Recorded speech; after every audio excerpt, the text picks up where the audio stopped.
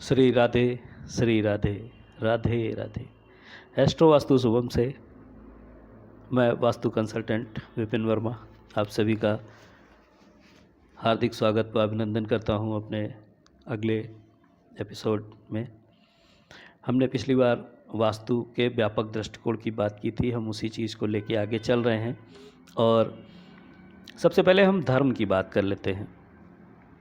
धर्म दो तरीके का होता है, जिसमें हम पहले तरीके को समझें तो पूजा, याचना, कर्मकांड, ये सारा कुछ धर्म है। दूसरा धर्म ये है कि हमारा एक समय पर निर्णय सही लेना और उस पर काम करना, ये दूसरे तरीके का धर्म है। दिल्ली से चाचा जी आ गए, उनके पैर छूना ये हमारा एक धर्म है। सिद्धांत कहता है यहाँ पे कर्तव्य है हमारा पैर छूना, सम्मान देना उनको हमारा ये कर्तव्य है। एक धर्म ये हो गया। अब उनका मंदिर जाने का मन है, पूजा याचना कुछ करने का मन है, तो वो पूजा याचना करना भी एक धर्म है। दो तरीके के धर्म हो गए। मनुष्य को धर्म लाभ होना चाहिए और धर्म का ज्ञान भी होना चाहिए।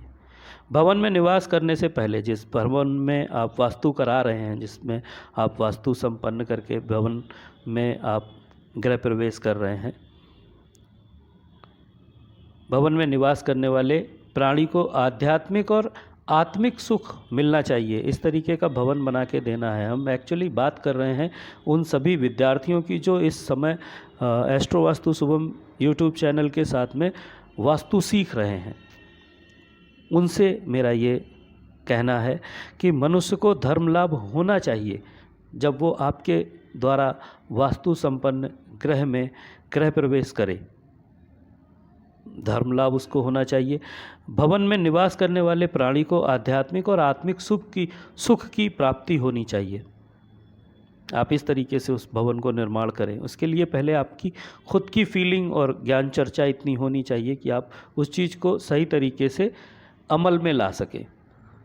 टेक्निकल जहाँ जहाँ पे नियम लगते हैं, उन नियमों को उस व्यक्ति को जिसका आप भवन निर्माण करने के समय में वास्तु कर रहे हैं, उसको समझा सकें और उसको संतुष्ट करने के बाद आप वो सारे नियम लगा सकें उस घर में। और जो भवन बनवा रहे हैं, अगर वो ये वीडियो सुन रहे हैं तो उनको भी समझना चाहिए कि वास्तुशास्त्री आपके भले के लिए ये कर रहा है। तो वहाँ पर आप अगर बार बार किसी बात को लेके कोई अटकन लगाते रहेंगे तो वो फ्री हो जाएगा। वो क्या सोचेगा कि जैसा ये चाह रहे हैं वैसा करने दो, प्रारब्ध भोगेंगे, हमें क्या, हम अपना ड्यूटी पूरी करें, पैसे लें, घर जाएं।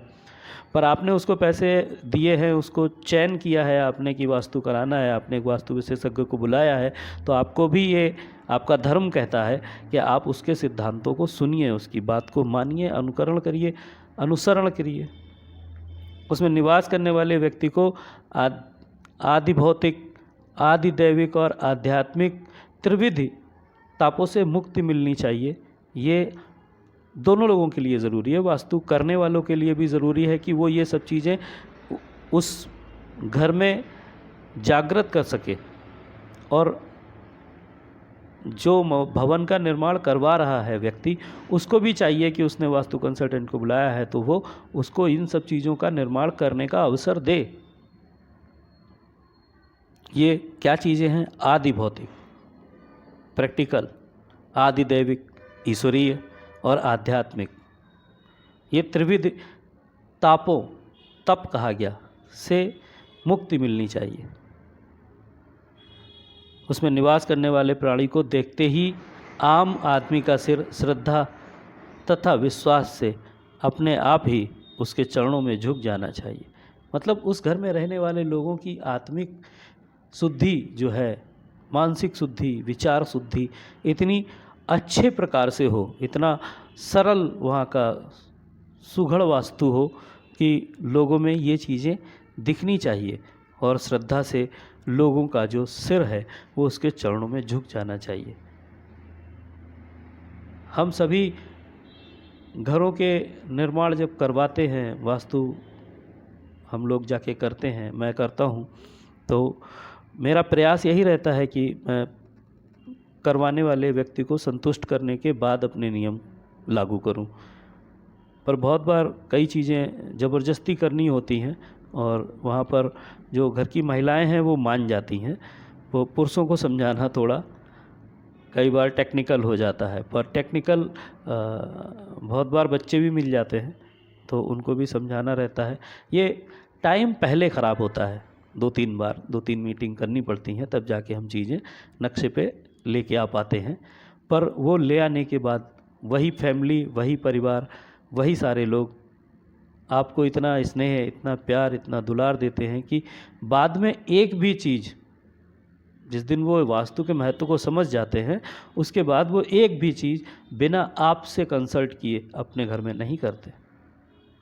घर में कभी किसी से झगड़ा ना हो, कलह ना हो, व्यवहार ख़राब ना हो, बातचीत का तरीका चेंज ना हो, ऐसा माहौल बना के देना है। आपने सुना होगा कि प्राचीन ऋषि मुनियों के आश्रम क्षेत्र में आते ही हिंसक प्राणी भी नैसर्गिक वैर भाव भूल जाते थे। कैसे होता था? किसी भी आश्रम में जाने के बाद शेर और बकरी एक साथ रहते थे, सांप और नेवला एक संग रहते थे। यह वास्तु के धार्मिक लाभ का प्रत्यक्ष उदाहरण था। धार्मिक के साथ में आर्थिक अर्थ से जुड़ी हुई चीज़ें अगर ले तो गृह प्रवेश के साथ ही धन बढ़ना ये होना ही चाहिए। उसने वास्तु करवाया ही इसीलिए है व्यक्ति ने। तो हमारा ऐसा प्रयास रहना चाहिए कि उसके घर में उसके गृह प्रवेश करने के साथ ही उसको शुभ समाचार अगले 72 घंटों के बाद से मिलने शुरू हो जाए। मतलब वो एक ऐसी पहल करे, जब भी किसी नए काम के लिए कोई भी नया प्रयास वो करे उसमें उसको सफलता मिलनी चाहिए। ऐसा नहीं हो सकता कि व्यक्ति ने भवन बनाया हो, मकान बनाया हो और वो कर्ज में दबता ना चला जाए।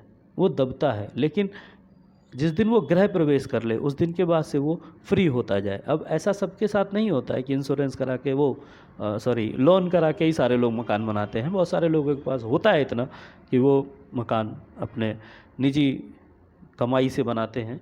तो जब तक वो बना रहे हैं तब तक तो उनका लोड होगा ही उस पैसे का, लेन देन का। पर जैसे ही वो गृह प्रवेश करें वैसे ही वो उनको संपन्नता देना शुरू कर दे। व्यक्ति आर्थिक रूप से दिवालिया ना हो। यदि ऐसा हो रहा है तो समझ लेना चाहिए कि भवन का वास्तु अभी और सिद्धांत और नियम लगाने की अभी आवश्यकता है उसमें। और जब उसके नेगेटिव एस्पेक्ट आने बंद हो जाएं उसे तब समझना चाहिए और वैभवता बढ़ने लगे, चीज़ें अच्छे से होने लगे, पॉजिटिव डायरेक्शन में सब कुछ चलने लगे और गाड़ी स्मूथली रन करे तो समझना चाहिए कि हाँ अब वास्तु इसका परफेक्ट हो गया। हर हिसाब से जो भी व्यक्ति घर में रहता है या गृह प्रवेश करके उस घर में रहना शुरू करता है उसके आय के स्रोत बढ़ने ही चाहिए, उसकी मार्केट वैल्यू बढ़नी ही चाहिए, साख प्रतिष्ठा में वृद्धि होनी ही चाहिए। तभी भवन निर्माण में वास्तु की सार्थकता है। तो निर्माण में जितना भी अर्थ खर्च हो रहा है वो वापसी उसको उस घर में रहने के कुछ समय बाद ही उतनी उसकी आर्थिक कमाई हो जानी चाहिए, मानसिक सुकून रहना चाहिए। सभी प्रकार से ये चीज़ें हो सकती हैं यदि आप किसी अच्छे वास्तु कंसल्टेंट की राय लेकर घर का निर्माण करते हैं। अगला जो पार्ट है वो तीसरा है, धर्म, अर्थ और काम। काम क्या है? व्यक्ति को पत्नी का पूर्ण सुख प्राप्त हो, पत्नी को पति का सुख प्राप्त हो, पति पत्नी को बच्चों का सुख प्राप्त हो और बच्चों के बाद बच्चों में जैसे पुत्र हो, पुत्र वधू हो, बेटा हो, बेटी हो, उनके दामाद और बहू हो, हाँ, फिर उनके पौत्र हों, इन सबको भरा पूरा परिवार मिले, उसके सुख, उसके ऐश्वर्य, सांसारिक सुख, सांसारिक ऐश्वर्य में वृद्धि हो। ऐसा हो कि भवन बनाते ही घर में, कुटुंब में खुशी का माहौल शुरू हो और वो फिर कभी अलविदा ना हो। घर में कलह कभी ना हो, वैचारिक मतभेद हों भी तो शाम को सुलट जाएं, अदालती कार्रवाई ना हो, मानसिक तनाव ना हो। अगर ये सब नहीं है तो आपको समझना चाहिए कि वो घर आपको भली प्रकार से वास्तु संपन्नता दे रहा है। वहीं इसके उलट अगर ये सारी चीज़ें आपको बार बार झेलनी पड़ रही हैं तो फिर आपको ये चाहिए एक वास्तु कंसल्टेंट होने के नाते या आपके भवन स्वामी होने के नाते कि अगर आपको ऐसी प्रॉब्लम्स आ रही हैं तो आप वास्तु कंसल्टेंट से, वास्तु सलाहकार से फिर मिलें और उसे अपनी समस्याएं बताएं।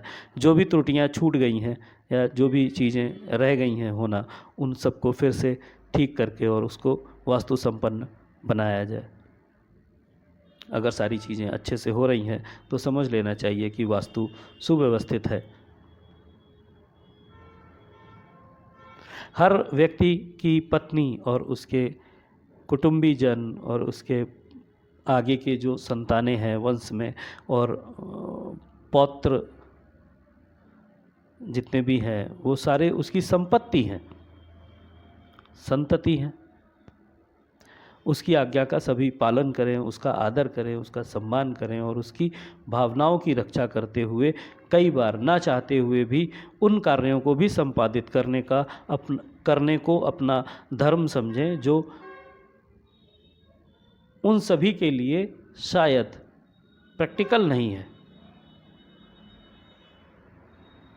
फिर भी ना चाहते हुए भी परिवार के सभी कुटुंबीजन उस वृद्ध की, उस भवन स्वामी के मन का कार्य करने को हर्ष से तैयार हो जाए, खुशी खुशी तैयार हो जाए, तो आप समझिए कि काम अच्छे से हुआ। चौथा स्तंभ है मोक्ष। उसे मोक्ष की प्राप्ति होनी ही चाहिए जिसने घर बनवाया।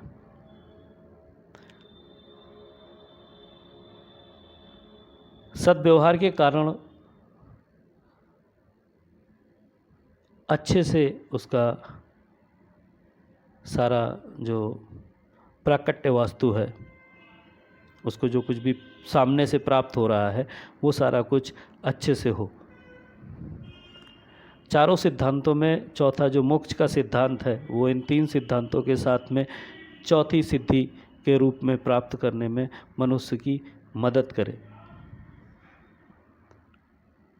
पहले क्या होता है, हम बाल्यावस्था में होते हैं, फिर हम किशोरावस्था में होते हैं, यौवन आता है, यौवनावस्था आ जाती है, फिर हम प्रौढ़ावस्था में आ जाते हैं, वृद्धावस्था में आते हैं। वैसे 4 आयाम ही बताए गए हैं, 25-25 साल के 4, और जो आखिरी है उसमें हम सन्यासी हो जाएं, फिर मोक्ष की तरफ हमारा जाना हो, हम ईश्वर भक्ति में, भगवत भक्ति में लग जाएं, इस तरीके से कि फिर हमें अपने बाकी परिवार से लेना देना ना हो। जानकारी हम सब कुछ रखें पर हम इस तरीके से जीवन जिएं कि हम निर्लिप्त रहें। इसे भी मोक्ष की ही प्राप्ति कहा जाता है कि कुछ हो गया तो फर्क नहीं पड़ता, कुछ नहीं हुआ तो कोई फर्क नहीं पड़ता। एक छोटी सी कहानी मैं जोड़ दूं इसमें। एक आश्रम था जिसमें एक गुरु थे, उनकी पत्नी थी, बच्चे थे और शिष्य थे बहुत सारे। तो पास में ही गांव वाले रहते थे। गांव वाले आए, आश्रम में गाय दान कर गए। तो शिष्यों ने गुरु को बताया तो गुरु ने कहा अच्छा है, दूध पीने को मिलेगा। थोड़े दिन बाद किसी वजह से गांव वालों ने कहा कि वो गाय हम वापस चाहते हैं। तो शिष्यों ने गाय वापस कर दी और गुरु को बताया कि गाय जो है वो वापस करनी पड़ रही है, वो लोग मांगने आए हैं। तो गुरु ने कहा है अच्छा दे दो, गोबर और कूड़ा नहीं उठाना पड़ेगा। तो क्या है, गुरु का क्या है, निर्लिप्त है, वो लिप्त नहीं है, गाय से जुड़ा नहीं है। दूध मिल जाएगा तो पी भी लेंगे, और जा रही है तो जाने दो, गोबर कूड़ा करते थे वो नहीं करना पड़ेगा। अगर आप इस तरीके से जीवन में हैं और इस तरीके से वो व्यक्ति जो आपसे भवन बनवा रहा है, निर्माण करवा रहा है या वास्तु के नियम आपसे कह रहा है उस घर में लगाने के लिए, तो आप समझिए कि उसकी मानसिक स्थिति एक उम्र के बाद ऐसी हो जानी चाहिए कि वो अपने आप में प्रसन्न हो कि वो जीवित है और सब कुछ उसके नज़र के सामने कुटुंबीजनों में अच्छे से हो रहा है। अतः स्पष्ट यही है कि भवन वास्तुकला में धार्मिक पक्ष को अगर निकाल दिया जाए तो वह सिर्फ लोहे, सीमेंट, रेत, कंक्रीट, मार्बल, टाइल्स, हाँ बहुत सारे ऑब्जेक्ट्स, इसके अतिरिक्त कुछ नहीं है, वह शून्य है। एक श्लोक हमने दोहा पढ़ा था, धार्मिक मान्यताओं के अनुसार अगर हम समझें तो वास्तु पूजा प्रकुर्वीत गृहारंभे प्रवेशने च, भूखंड को खरीदने के पूर्व वास्तु नियम के अनुसार भूमि की परीक्षा तथा पूजन करना चाहिए। भवन पूरा बन जाने के पश्चात ही भी विधिवत प्रतिष्ठा, प्राण प्रतिष्ठा, वास्तु पूजा, गायत्री पूजा, गायत्री जप, गणपति पूजा, रुद्र पूजा, विष्णुजन, विष्णु पूजा, विष्णु सहस्त्रनाम, नवग्रह पूजन तथा संपूर्ण ग्रह शांति के लिए जो भी उपयुक्त हो। उपयुक्त क्यों कहा गया? हर गांव के द्वारपाल अलग होते हैं, गांव के एरिया के जो वो होते हैं उनको कुल देवता, कुल देवी कहते हैं। हर जगह की मान्यताएं अलग अलग होती हैं। तो जहाँ भी जिस चीज़ का पालन होता हो, किसी जगह पे मान लीजिए गायत्री पूजा ही मानी जाती है, कहीं हवन ही किया जाता है, कहीं वास्तु पूजा की जाती है, रुद्र पूजा करते हैं, कहीं विष्णु पूजा करते हैं, कहीं विष्णु सहस्त्रनाम पढ़ा जाता है, कहीं नवग्रह पूजन होता है। तो जहाँ के जैसे रीति रिवाज हैं उसके हिसाब से वो चीज़ें वहाँ पर करवानी चाहिए। जबकि जितना भी भवन बनाने में खर्चा हो उसका 10वां हिस्सा जो है जब के दशांश हवन का विधान है, और उसका जो दशांश बचता है वो ब्राह्मण भोजन और दक्षिणा कार्य में करना चाहिए। मतलब इतनी बड़ी व्यवस्था करनी चाहिए कि अगर 20 लाख रुपए मकान में लगा रहे हैं तो 2 लाख रुपए पूजा, रिश्तेदारों को बुलाना, थोड़ा सा प्रसादी वितरण, भंडारा करना, पहले के समय में अखंड पाठ बोलते थे रामायण कराने के लिए, वो कराई जाती थी। कुछ लोग भागवत कराते थे घर बनवाने के बाद, तो उसमें उतना खर्चा हो जाता था। और जितना खर्चा हुआ वो मकान बनाने का दशांश, और उस जितना भी खर्चा किया है, 20 लाख रुपए का मकान बनाया तो 2 लाख रुपए जो है वो इस पूरे क्रिया में करना चाहिए, और 20,000 रुपये खर्चा करना चाहिए। उसका दशांश 2 लाख का जो 10% है उसको ब्राह्मणों की भोजन में, भंडारे में, प्रसादी वितरण में और दक्षिणा वगैरह में करना चाहिए। शास्त्रों में तो भवन की कुल लागत का दशांश प्रतिष्ठा कार्य में खर्च करने का भी निर्देश दिया जाता है कहीं कहीं पर। जिसकी जैसी रही भावना, जिसकी रही भावना जैसी, प्रभु मूरत देखी तिन तैसी वाली जो कहावत है ना, उसको देखते हुए समझना है कि कब किसके पास कितना बजट है और वो कितना बना रहा है। बहुत सारे लोग तो एक प्लॉट लेते हैं, एक कमरा बना के रहना शुरू कर देते हैं, फिर धीरे धीरे करके बनाते जाते हैं। तो वो थोड़े थोड़े समय पे अपना पूजा पाठ कराते रहते हैं। तो वो जैसी जिसकी व्यवस्था है वो उसके हिसाब से अपना चले, करे कार्य। इसके लिए कोई फिक्स ऐसा भी नियम नहीं है कि अगर आपने ऐसा नहीं किया तो बहुत कुछ गलत हो जाएगा, ऐसा नहीं है। पर शुद्धि का जो तरीका है वो बताया गया, समझाया गया।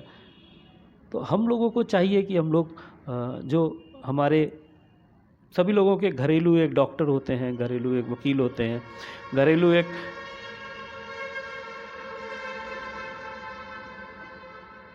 पुरोहित होते हैं जिनके हम यजमान कहे जाते हैं। तो वो जो पुरोहित हैं वो क्या बताते हैं वहाँ के आपके आसपास के वातावरण में, आपके आसपास के माहौल में, आपके कुल में क्या माना जाता है, आप नियम वैसे ही मानिए। तो आज की जो चर्चा है वो हम पिछली चर्चा से जोड़ के ही आगे चल रहे थे, जिसमें पहले वाले में हमने वास्तु के जो सही नियम थे उन पे बात की थी। व्यापक दृष्टिकोण के बारे में हमने समझाने का प्रयास किया था, और आज हमने धर्म, अर्थ, काम और मोक्ष, इन 4 स्तंभों पर किस तरीके से वास्तु खड़ा है इसकी बात की है। हम ज्ञान दे रहे हैं, बांट रहे हैं, वास्तु ज्ञान चर्चा ये हो रही है, और इससे आप astro vastu Shubham YouTube channel के माध्यम से जुड़े हैं। बहुत जल्द हम एक और न्यूज़ चैनल है उसके माध्यम से आप तक